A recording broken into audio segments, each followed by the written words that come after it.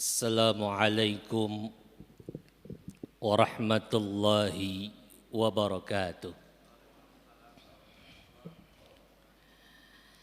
Alhamdulillahilladzi ikhtassa syahra Ramadan bifadilatis siyam min baini sa'iris syuhur.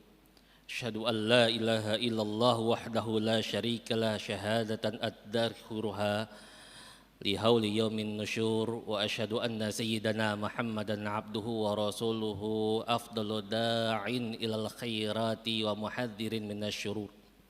Allahumma salli wa sallim wa barik ala sayyidina wa maulana Muhammadin wa ala alihi wa ashabihi alladhina hum lil ihtida'i budur amma ba'du.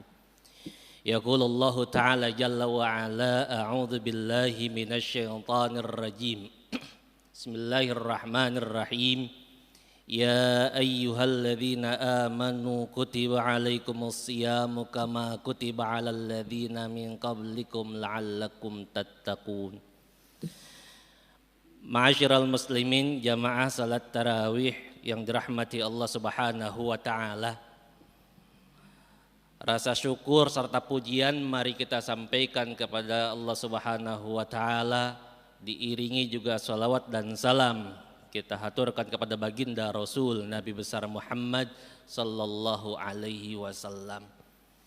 Alhamdulillah, malam ini sudah malam yang ke-16 dari bulan Ramadan tahun ini, yang menandakan bahwa sudah separuh perjalanan dari ibadah kewajiban Ramadan kita tahun ini, yang seharusnya insya Allah semakin ke sana 15 terakhir harus semakin ada kemajuan. Dan memang di mana-mana kita lihat di masjid sudah banyak kemajuan. Alhamdulillah. Yang maju apanya? Softnya. Ditingkatkan semangat ibadahnya, insya Allah. Mudah-mudahan kita berdoa kepada Allah Subhanahu wa taala, Ramadan tahun ini seluruh ibadah kita baik yang wajib ataupun yang sunnah diterima oleh Allah Subhanahu wa taala. Amin ya rabbal alamin. Hadirin yang dirahmati Allah Subhanahu wa taala, kita maklum bersama Ramadan merupakan bulan yang mulia. Ramadan mulia bukan cuma siangnya saja. Nabi pernah mengatakan kepada para sahabat, wahai sahabatku, nanti akan datang satu bulan yang namanya Ramadan. Siangnya merupakan siang yang paling bagus di antara siang-siang yang lain. Malamnya pun merupakan malam yang utama ketimbang malam-malam yang lain di luar bulan Ramadan. Ini perlu kita tegaskan, kenapa? Karena kebanyakan kita mungkin menganggap Ramadan itu istimewa cuma di siang harinya saja. Dengan melaksanakan ibadah puasa, kita menahan diri dari segala sesuatu yang membatalkan puasa kita, berpenampilan soleh lah. Perempuan-perempuan akhwat yang mungkin sebelum bulan Ramadan tidak menutup auratnya, tidak menggunakan hijabnya, di siang hari di bulan Ramadan dia tutup auratnya, dia gunakan hijab untuk tubuhnya. Tapi tidak sedikit di antara kita ketika sudah bedug maghrib, adzan maghrib dikumandangkan, berbuka puasa, setelah itu kembali ke orang-orang jahiliyahnya. Jadi ritual Ramadannya siangnya saja, padahal Ramadan mulia siangnya, mulia juga malamnya. Kenapa? Di siang hari kita ada ibadah yang namanya siam, malam ada ibadah yang namanya qiyam.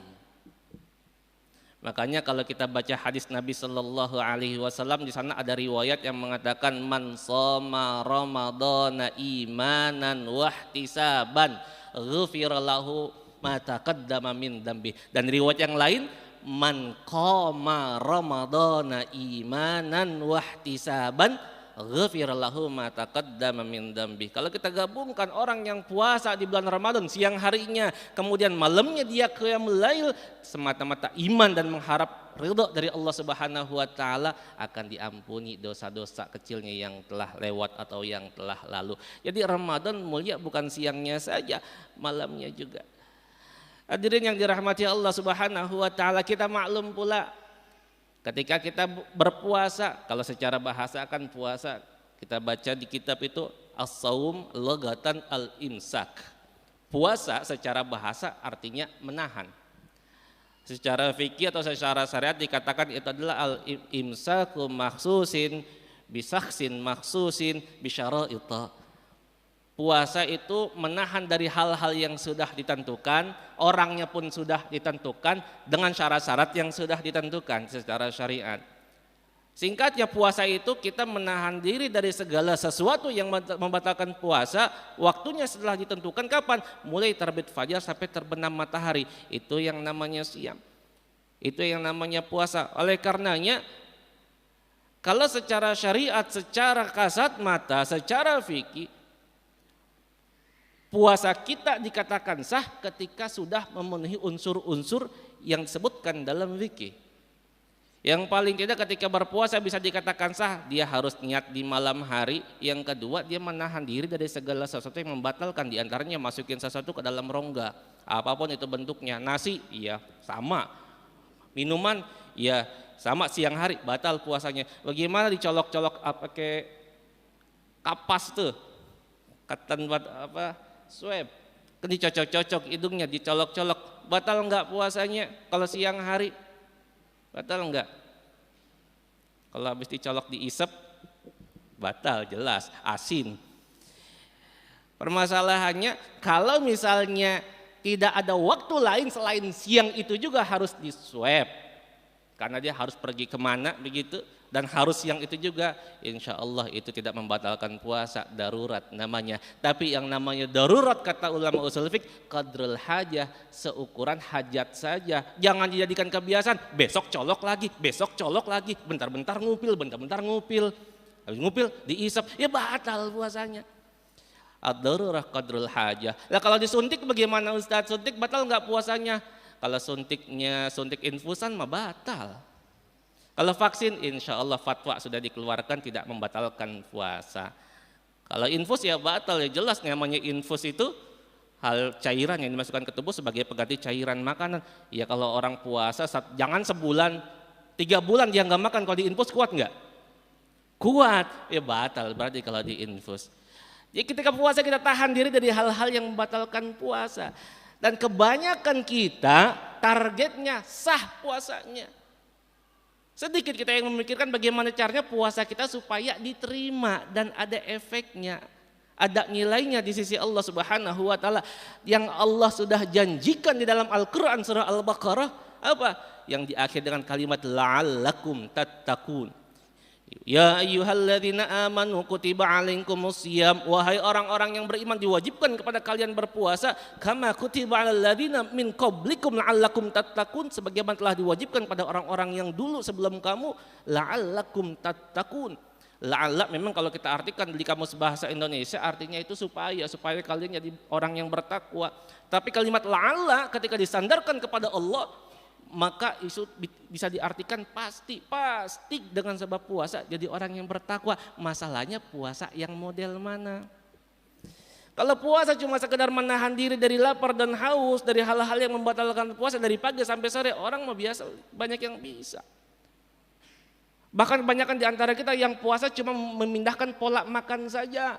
Yang biasa makan pagi sarapan, jam 9 nyemil, jam 10 makan siang, jam 2 nyemil, jam 6 makan sore, jam 9 malam makan malam. Ketika puasa dibalik. Jam 3 dia sahur, nanti jam 6 maghrib dia buka puasa. Lepas taraweh dia makan. Bahkan ketika mau maghrib itu berbagai macam aneka ragam makanan ada di depan mata, esensi puasanya hilang. Walaupun sah tidak sah, nilainya tidak ada. Allah memerintahkan kita berpuasa, paling tidak itu ada syahwat dari tubuh kita, dari diri kita yang Allah suruh tahan, yang Allah suruh manage. Yang paling utama tadi memang syahwatul batni namanya, syahwat perut, keinginan untuk mengenyangkan perut dari hal-hal yang kita masukkan, yang kita konsumsi, makanankah, minumankah. Mungkin di luar bulan Ramadan siang hari bebas-bebas saja kita makan minum sesuatu yang halal sepanjang tidak berlebihan. Tapi ketika di bulan Ramadan, pengen tahu siang-siang kita minum es buah, boleh enggak? Enggak boleh. Halal, duit kita halal tapi haram dikerjakan, membatalkan puasa kita, lebih-lebih barang yang haram. Di bulan Ramadan dididik untuk melakukan hal itu, kita kekang hawa nafsu kita, syahwat batin kita, syahwat perut kita jangan mulu dipenuhi. Tunggu nanti ada adzan maghrib. Tujuannya apa? Supaya kita bisa merasakan yang namanya lapar, supaya kita bisa merasakan yang namanya haus sebagaimana orang-orang lain di luar sana yang mereka rasakan. Kalau kita masih mending Pak, kita lapar haus dari pagi sampai sore, mungkin saat ini beberapa hari ini siang cuaca panasnya luar biasa. Panas kita bisa masuk ke masjid AC, masuk ke rumah nyalain AC, dan kita masih ada temponya kapan nanti sampai bedug maghrib, adzan maghrib kita buka puasa. Rasa lapar kita masih terbatas sampai maghrib, tapi banyak saudara-saudara kita yang di luaran sana, pagi dia nggak makan, siang dia nggak makan, malam dia nggak makan, besok dia nggak makan, bukan karena dia puasa, tapi emang nggak ada yang bisa dimakan. Kita dididik untuk merasakan itu tuh. Jadi puasa ada nilainya, makanya di bulan Ramadan tadi disempurnakan dengan zakatnya, yang sodakohnya, bahkan kata Nabi sodakoh diantara yang utama adalah sodakoh di bulan Ramadan, bahkan menurut riwayat sekalipun dhaif katanya pahalanya dilipat gandakan sampai 70 kali lipat. Hadirin yang dirahmati Allah Subhanahu wa taala, selain syahwat batin ada juga syahwat yang harus kita tahan, ada syahwat yang harus kita kelola, yang harus kita manage. Apa? Syahwatul jawarih. Syahwatul jawarih, syahwat seluruh anggota tubuh kita, baik syahwatul kalam, ucapan, syahwat udhun, syahwat telinga, pendengaran. Ketika bulan Ramadan kita jaga mulut kita dari hal-hal yang bisa menghilangkan nilai puasa. Nah ini yang kita bahas. Bukan cuma sekedar sampai sah saja puasanya, tapi jaga puasanya supaya ada nilainya. Nih mulut, kalam kita dijaga. Bahkan kata Nabi SAW, idza syabbahu ahadun falyaqul inni shaim. Kalau ada orang ngajakin berantem, nyaci maki kita, bilang maaf saya lagi puasa. Ada ulama yang mengatakan bilangnya dalam hati, sabar kita lagi puasa. Terus kalau lagi puasa nggak boleh tunggu buka puasa aja baru lawan. Ih jangan juga. Di manage kita punya emosi, dilatih emosi kita, sabar. Jangan sampai keluarin kata-kata kotor. Jangan bergibah, jangan memfitnah, menyebarkan berita-berita dusta, berita bohong, ngadu domba sana sini. Na'udzubillah. Cuma kan Bapak Ibu hadirin sekalian dirahmati Allah, gibah itu kan yang barusan kita ceritakan melalui mulut itu gibah konvensional. Gibah tradisional zaman baheula. Kalau sekarang gibahnya sudah gibah virtual, udah keren sekarang, ya. Bisa menghilangkan nilai puasa enggak? Sama. Sekarang kan lagi rame-ramenya dunia maya, dunia daring, online, sekolah online, kerja online, kajian online, sampai gibah bisa online. Yang bisa merusak nilai pahala puasa kita bukan cuma mulut, bukan cuma telinga, bukan cuma mata. Nah jari kita nih dijaga ketika bulan Ramadan ini khususnya dijaga. Sekarang kan enak banget kita di rumah bentar-bentar bangun tidur yang kita lihat handphone. Pada subuh yang kita lihat handphone. Ngelihat status orang, bikin status, ada statusnya yang ada mancing sedikit, kita timpalin. Iya dia kenapa si Anu? Oh si Anu. Wih enak aja, yang bener begini tahu, panjang lewat handphone. Rusak nggak nilai pahala puasanya? Rusak tuh. Berarti nggak boleh dong Ustadz kalau kita menggunakan handphone teknologi yang berkaitan dengan dunia maya. Bukannya nggak boleh, bukan. Itu kan ibarat pisau bermata dua, tergantung bagaimana yang menggunakannya. Pisau kalau dikasih ke koki bisa jadi makanan yang bagus, makanan yang enak, super lezat. Tapi kalau pisau dikasih ke penodong, dia pakai buat nodong orang. Dunia maya, dunia internet, dunia teknologi yang canggih saat ini kalau di tangan yang baik, kita gunakan dengan baik, insya Allah nilainya juga baik. Mungkin kita nggak sempat bawa Quran terlalu besar, kita gunakan handphone kita untuk baca Al-Quran. Kemudian kita lihat kajian, pengajian di YouTube kah, di manakah, ada sekarang di sini. Itu yang positif. Tapi tadi kalau misalnya digunakan buat hal-hal yang kurang bagus, menyebarkan fitnah, provokasi, kesana kemari, bahkan berita-berita bohong, rusak nilai puasa kita. Dilatih kita di bulan Ramadan supaya dikontrol hal-hal seperti itu. Tapi sekedar saya ingatkan pula ketika kita menggunakan dunia maya, sering saya katakan di mana-mana termasuk di masjid ini tahun lalu, kita harus filter. Dunia maya, internet dan sejenisnya itu, kalau bagi kami itu ibarat tong sampah, Pak. Tong sampah itu dimasukin apa aja masuk. Kita lemparin apel yang masih baru, yang masih segar, masuk nggak? Masuk. Kita lemparin apel yang udah busuk, masuk. Ada semua di sana, tinggal bagaimana kita yang ngambilnya. Kudu hati-hati, kita harus pilah dan pilih mana yang kita bisa ambil dari dunia maya itu. 2 bulan lalu ada yang sempat heboh. Saya mengisi kajian di An-Nabawi Media, kemudian disodorkan kopi salah seorang ikhwan. Kan sebelumnya heboh di status orang-orang katanya. Apa? Yang tukang minum kopi munafik. Widih. Di sini ada yang doyan minum kopi. Banyak. Ngopi ngapa ngopi? Banyak. Heboh di Instagram. Apa statusnya? Peminum kopi munafik. Enggak tanggung-tanggung dijelaskan dalilnya. Ada dikutip dalil dari kitab Ibnu Katsir. Perkataan seorang tabi'in, apa di sana di kitab Ibnu Katsir kalimatnya, kama qala wallahi inni la ajidu sifatal munafikin fi kitabillah illa lisyaribinal qahwah. Demi Allah, kata beliau, tidak aku dapatin sifat orang munafik di dalam kitabullah melainkan bagi mereka-mereka yang tukang minum kopi. Nah, yang tukang minum kopi munafik. Berhabeh ya. Kita minum kopi doyan. Padahal ulama-ulama banyak yang minum kopi. Disebarluaskan karena di internet tulisannya kayak begitu. Kita apa yang kita baca, keren nih, viral nih, share.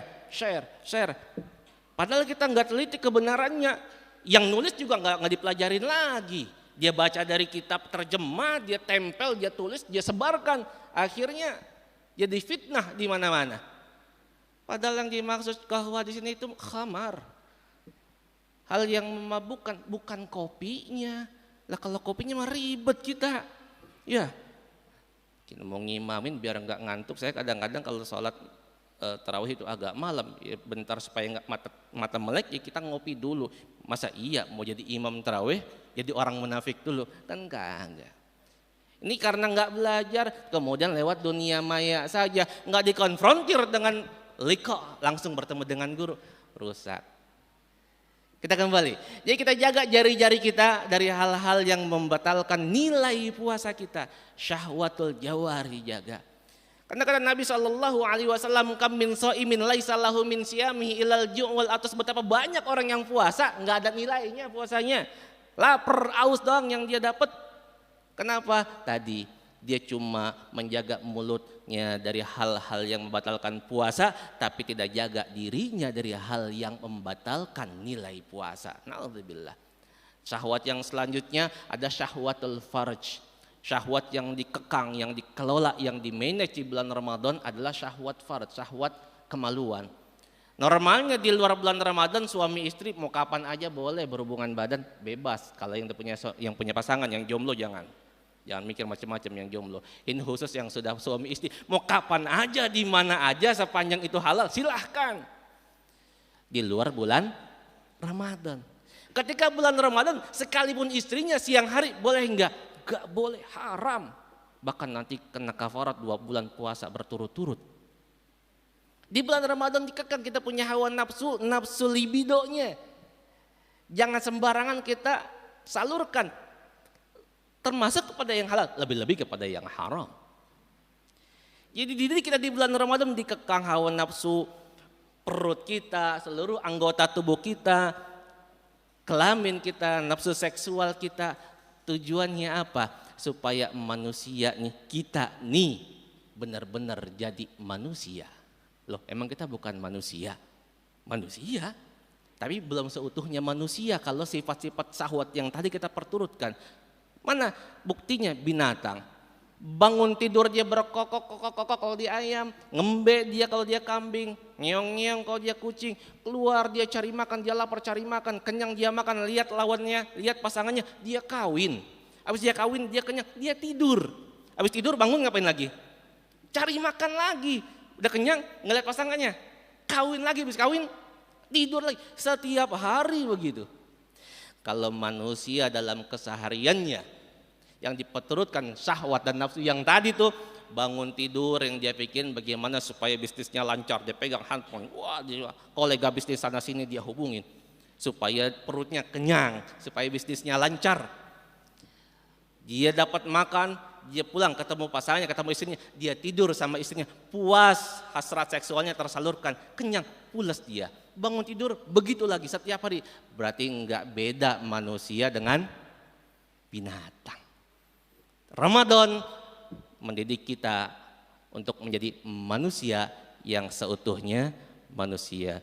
Hadanallah wa iyyakum ajma'in. Assalamualaikum warahmatullahi wabarakatuh.